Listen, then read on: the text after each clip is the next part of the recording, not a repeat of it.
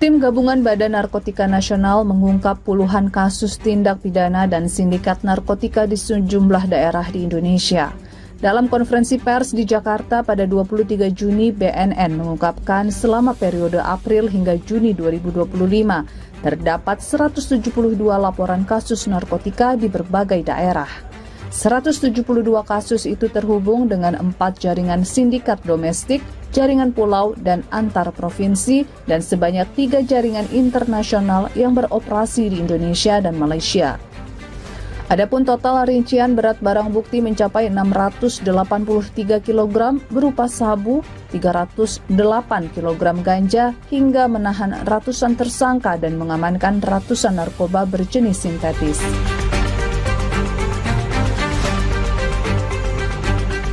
Dari penangkapan ini juga didapat barang bukti narkoba sabu sejumlah 308.631,73 gram, ganja 372.265 gram, ekstasi 6.640 butir.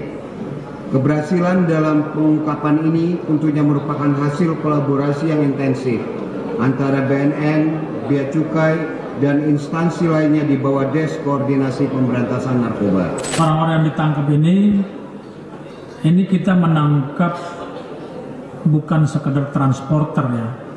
Transporter itu orang yang mengajak untuk mengantar dari satu pulau ke pulau lain atau satu daerah ke daerah lain. Tapi proses penangkapan ini merupakan proses penangkapan sindikat. Ada yang mengendalikan, ada yang menyuruh, ada yang menerima. Jadi rata-rata kalau dilihat tadi press release-nya Pak Deputi Pemberantasan itu sebenarnya tergambar. Bukan hanya kurir kecil yang kita tangkap. Karena kita tangkap juga dengan ujungnya. Seperti di Aceh itu kita sudah menangkap ujungnya di Aceh yang memasukkan ke dalam. Nah tinggal siapa yang mengirimnya dari luar, nah, itu yang sedang kita cari.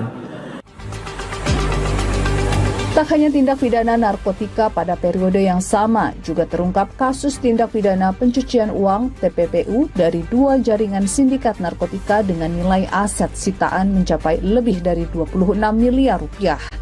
BNN menambahkan keberhasilan penindakan narkotika ini tidak hanya membuktikan efektivitas kolaborasi antar instansi dalam menghadapi kejahatan narkotika yang terorganisir dan berdampak luas. Laporan Apriansyah, Nasir, Jakarta, Garuda TV.